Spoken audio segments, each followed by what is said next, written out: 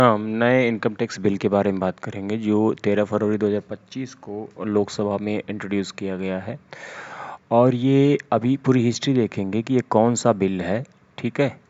और ये बिल एक आम आदमी को कितना नुकसान पहुंचाएगा और गवर्नमेंट को कितना फ्री हैंड देगा। मैं बार बार बोल रहा हूँ, गवर्नमेंट को बहुत बड़ा फ्री हैंड देगा, ठीक है।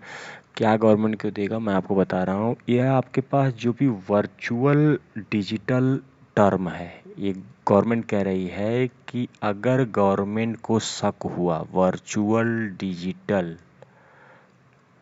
टर्म, ठीक है, इसके अंतर्गत क्या क्या आता है ये पहले आप देख लीजिए। आपका व्हाट्सअप आता है,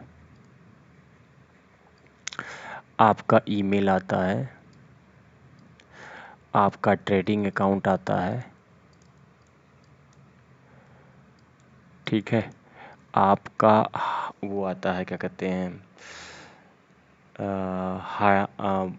क्लाउड स्टोरेज जिसको नहीं पता उसको मैं बता दूं, आपके जीमेल आईडी में या ईमेल आईडी में एक स्टोरेज फैसिलिटी देता है सर्विस प्रोवाइडर। इन सब का फ्री एक्सेस गवर्नमेंट को मिलेगा विदाउट आपके कंसेंट के, ठीक है। और ये बिल जिस बिल को सुपरसीड कर रहा है, इनकम टैक्स बिल जो अभी रन कर रहा है, इनकम टैक्स एक्ट 1961, इस एक्ट को सुपरसीड करेगा। और ये थर्ड एक्ट है अब तक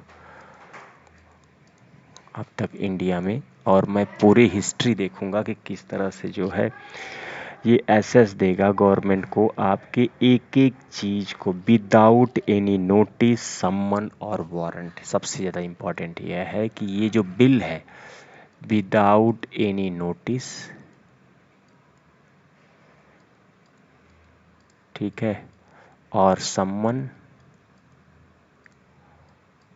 और वारंट, ये विदाउट किसी इस तीनों के इस्तेमाल के ये इसको ओपन करने की अथॉरिटी देगा। कॉम्पिटेंट अथॉरिटी आएगा, आपका घर ही नहीं सब कुछ इनक्रिप्टेड डेटा जो भी होगा उसको तोड़ेगा, देखेगा, ठीक है, कि आपने कोई टैक्स बिल तो नहीं ना चोरी किया है। ये बिल किस तरह से इंडिया में डेवलप हुआ और किस तरह से ये कॉन्फ्लिक्ट करेगा digital person data protection DPDP act से, और किस तरह से कुछ केस लॉ से डिफ्लेक्ट करेगा, बट गवर्नमेंट इसको इंट्रोड्यूस कर रही है, ठीक है। मैं आपको एक बार थोड़ा सा और आउटलाइन बना देता हूँ। न्यू टैक्स बिल 2025 और income tax act, income tax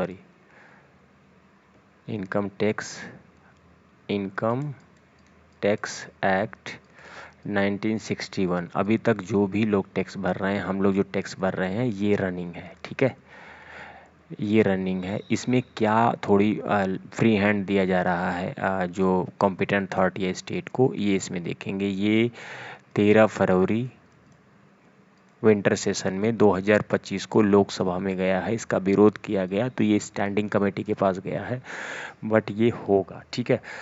तो इसमें क्या है, हम पहले हिस्ट्री देखते हैं, ठीक है। 4 अब तक एक्ट बना है। देखिए, गवर्नमेंट आज तक पुलिस एक्ट नहीं बदल रही है, लेकिन बार बार जो है हर तरह के जो एक्ट गवर्नमेंट को फ़ायदा कर रहा है, हिस्ट्री उसको जो है बदल रही है। History of income tax act, ठीक है। मैं आपको one by one her act को बताऊंगा और ये एक्ट किस तरह से नुकसानदेह है। Indian income tax act 1860, Indian income tax act 1860, मैं आप लोगों को बता देता हूँ, ये इसी के पैरेलली एक इंडियन पुलिस एक्ट बनाया गया था, ब्रिटिशरों ने जो बनाया था 1860 में, वो आज भी लागू है इंडिया में। बट इनकम टैक्स एक्ट 4 बदल गया, चौथा इंट्रोड्यूस किया गया। गवर्नमेंट अपने मतलब के लिए कुछ भी बदल रही है, और जो चीज़ सीधे पब्लिक को अफेक्ट करती है वो पुलिस एक्ट आज तक बदलने की बात नहीं चल रही, जबकि प्रकाश कमेटी में कहा गया कि इसको बदलना है, लेकिन फिर भी गवर्नमेंट एकदम सांस नहीं ले रही। इस एक्ट में क्या कहा गया है कि no formal provision of search and seizure and state intervention, ठीक है। No formal seizure, search and seizure, मतलब जरा सोचिए कि जो ब्रिटिशर थे उनको आपके इनकम टैक्स जमा करने से कोई मतलब नहीं रहता था, और कोई फॉर्मल सर्च और सीजर का कोई स्ट्रिक्ट प्रोविजन नहीं बनाया था उन सब ने। उसके बाद दूसरा है taxation and income intervention commission 1947, ठीक है। ये है टैक्सेशन। देखिए इस चीज़ को अच्छे से समझिए क्योंकि ये आज नहीं तो कल सबको अफेक्ट करेगी। टैक्सेशन ऑन इनकम,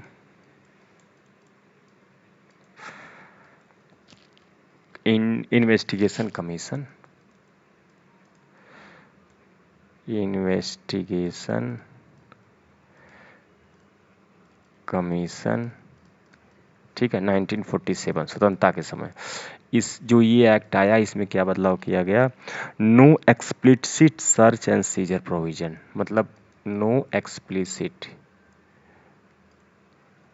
अभी तक जो है सर्च एंड सीजर का, जो भी इनकम टैक्स में लोग चोरी कर रहे हैं उसके सर्च सीजर का कोई एक्सप्लिसिट प्रोविजन है। देखिए प्रोविजन बदलो कोई दिक्कत नहीं, सब लोग टैक्स देंगे, लेकिन पुलिस एक्ट आज भी 1860 का क्यों रन किया जा रहा है ये कोई पूछने वाला। एंड लाइक सिविल कोर्ट, ठीक है, ये जो टैक्सेशन विभाग होता था ये सिविल कोर्ट की तरह काम करता था, और कंपेलिंग डॉक्यूमेंट्स, मतलब वो कहता था, कंपेल करता था कि आप जो है डॉक्यूमेंट को प्रोड्यूस करिए। आपके घर सीजर उजर कुछ नहीं करता था, कंपेलिंग डॉक्यूमेंट प्रोडक्शन, इसके बारे में बात करता था 1946 में। अब जो तीसरा एक्ट चल रहा है ये एक्ट पे ही हम लोग बैठे हुए हैं, इसी एक्ट से हम लोग टैक्स जमा करते हैं, ठीक है।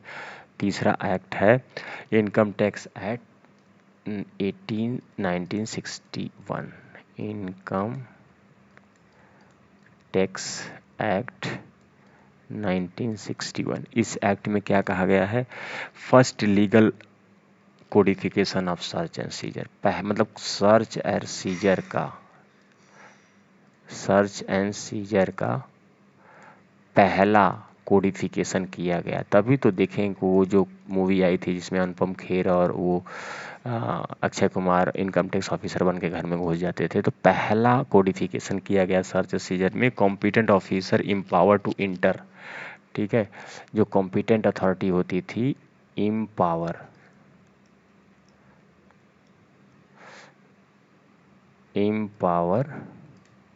टू इंटर इन प्रीमाइसेस, जिसमें हम लोग अभी टैक्स जमा कर रहे हैं, ठीक है। Force to open locker, force to open मतलब कहती थी आप खोलो, ठीक है। Force to open locker, seize the asset, ये जिसमें हम लोग अभी टैक्स जमा कर रहे हैं, ठीक है। And question person on oath, ठीक है। और इसके बाद क्या करती थी, अगर उसको कुछ नहीं मिलता था, क्वेश्चन पर्सन ऑन ओथ, मतलब साक्ष्य पे जो है कि ओथ पे जो है आपसे क्वेश्चन करती थी रीजन टू बिलीव, ठीक है। अगर उसको ये होता था रीजन टू बिलीव, ये अगर रीजन टू बिलीव होता था कि इन्होंने कुछ छुपाया है, तो ओथ पे वो क्वेश्चन करती थी। और सम वॉज कि अगर उसको लगता था कि कुछ छुपाया गया है तो वो रीजन टू बिलीव पे आपसे ओथ पे क्वेश्चन करती थी। लेकिन एक कमीशन बना, कमीशन 2017 में, उस कमीशन ने रीजन टू बिलीव को रीजन टू सस्पेक्ट में कन्वर्ट कर दिया। इस रीजन टू बिलीव को रीजन टू सस्पेक्ट कर दिया। ये है फाइनेंस कमीशन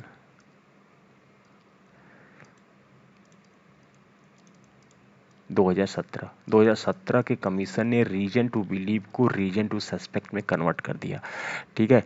इसकी वजह से गवर्नमेंट को ज़्यादा टैक्स लेना है, पब्लिक चोरी ना करे, लेकिन पब्लिक को पुलिस और मेडिकल और शिक्षा जैसी सुविधाओं को नहीं देना है, बस इससे लेना है ताकि इतना ले लो कि वो कभी उठ ही ना पाए, ठीक है। इसके बाद जो चौथा बिल आया है, जो इंट्रोड्यूस हुआ है, अभी बिल एक्ट नहीं बना है, new bill on income tax 2025 अभी लोकसभा में आया है। ये क्या करेगा, वही मैंने बता दिया कि आपके वर्चुअल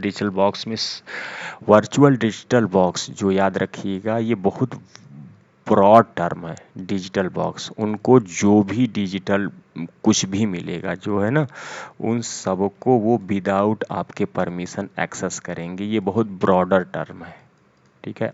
आपके घर में घुसना, लॉकर खोलना, ये वो तो पिछले वाले ही एक्ट से हो रहा था कि मतलब आपकी कुछ भी include break, open, physical lock, digital security mechanism, सब कुछ।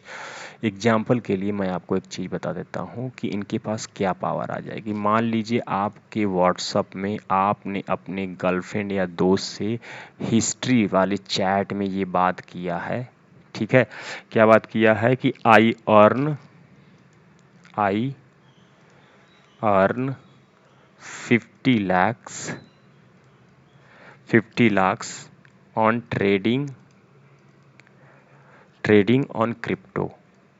अगर आपने अपनी गर्लफ्रेंड, दोस्त, किसी से भी बहक वो आके बहुत बढ़ चढ़ के बोलने के चक्कर में ये बोल दिया है, तो आपको कुड प्रिज्यूम बी ट्रू, जो अथॉरिटी है इसको सही मानेगी, क्योंकि आपके व्हाट्सएप का एक्सेस लेगी वो विदाउट आपके परमिशन, कुड बी ट्रू, ठीक है, इसको ट्रू मानेगी, ठीक है। तो आप समझ सकते हैं कि ये एक्ट क्या होने वाला है। स्टैंडिंग कमेटी के पास भी गया हुआ है ये इनकम टैक्स एक्ट, ठीक है। अच्छा, ये इनकम टैक्स एक्ट जो है, अच्छा, अब ये इनकम टैक्स एक्ट जो है, एक हमारा एक्ट चल रहा है डिजिटल पर्सनल डेटा प्रोटेक्शन। ये भी फालतू का एक्ट है डिजिटल। ये पर्सनल क्यों फालतू का एक्ट है, मैं आपको इसको बता देता हूँ। डेटा प्रोटेक्शन,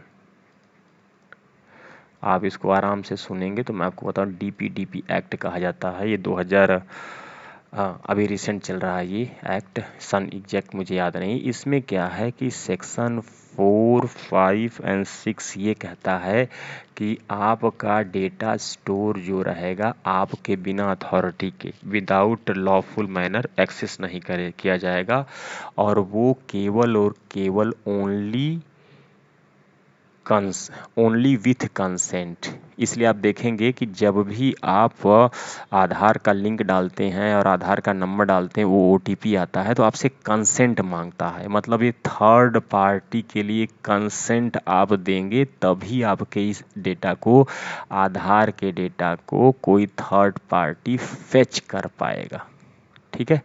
लेकिन इसी एक्ट में एक जगह लिखा है 7 का सबसेक्शन 7 का सी एंड सबसेक्शन 7 का डी, कि स्टेट चाहे, इसी बात के लिए डीपीडीपी एक्ट की बड़ी बुराई की गई थी कि प्रोसेस विदाउट कंसेंट, ठीक है। स्टेट चाहे तो प्रोसेस विदाउट कंसेंट, मतलब आपके आधार और पैन कार्ड का डेटा, ठीक है, process without consent your digital data, ठीक है।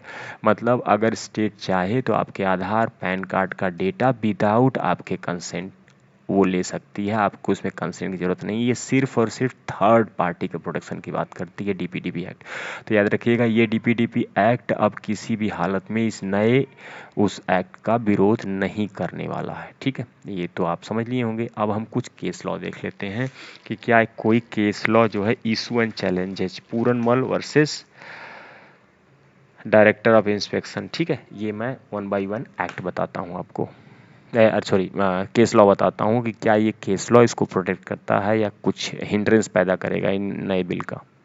न्यू इनकम टैक्स बिल 2025 जो लोकसभा में अभी 13 फरवरी को गया है, वो जो पिछले के जो सुप्रीम कोर्ट के कुछ गाइडलाइन है, कुछ रूलिंग है सुप्रीम कोर्ट के, उस केस लॉ को से कैसे कॉन्फ्लिक्ट करेगा। तो पहला हम देखेंगे issue and challenges. Issue and challenges कौन किससे चैलेंजेस, जो करंट की गाइडलाइन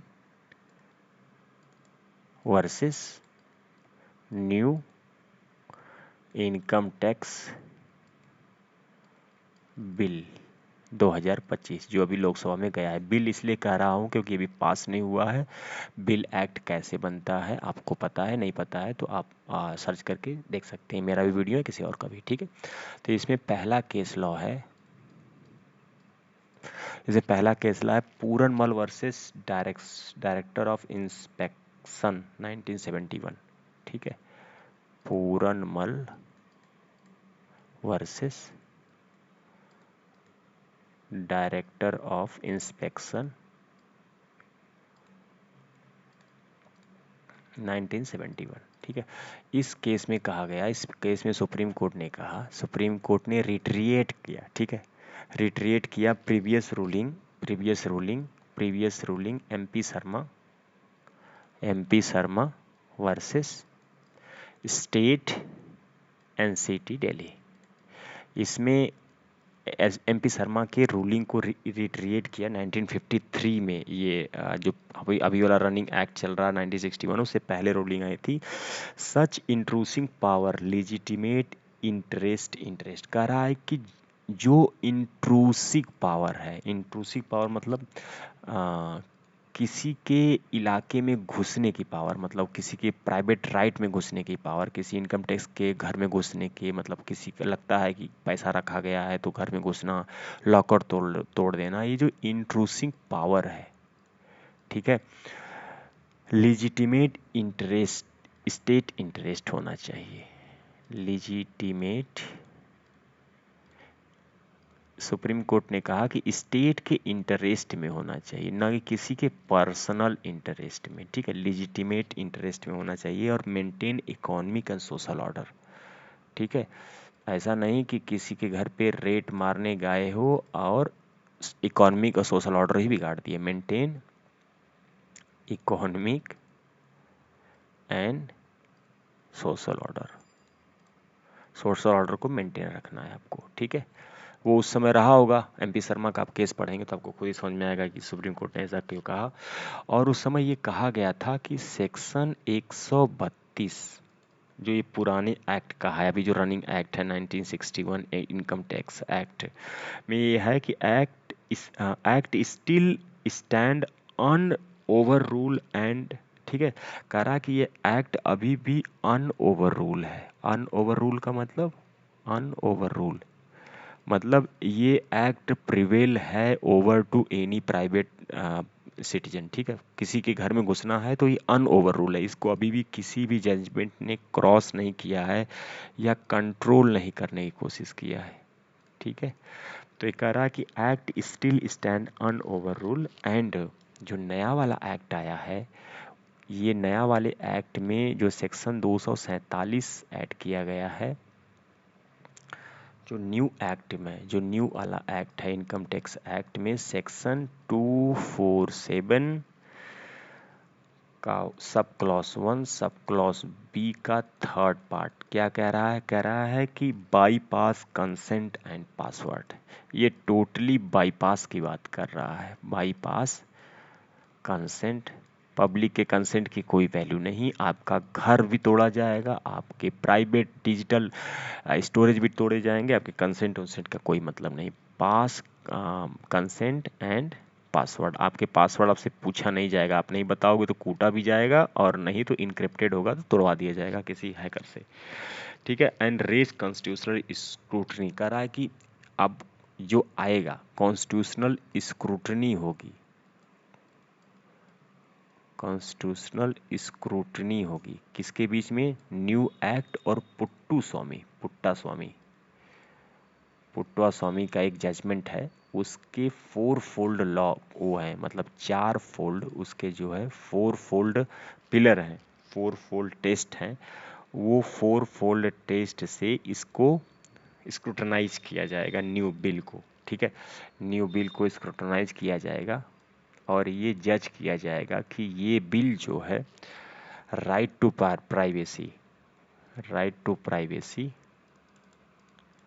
जो आर्टिकल 21 में है उसको कहीं डैमेज तो नहीं कर रहा है, ठीक है। अभी नया एक्ट आ जाने दीजिए, आपको खुद ही पता चल जाएगा, ठीक। तो ये है आपका न्यू इनकम टैक्स बिल 2025 और उसके केस लॉ।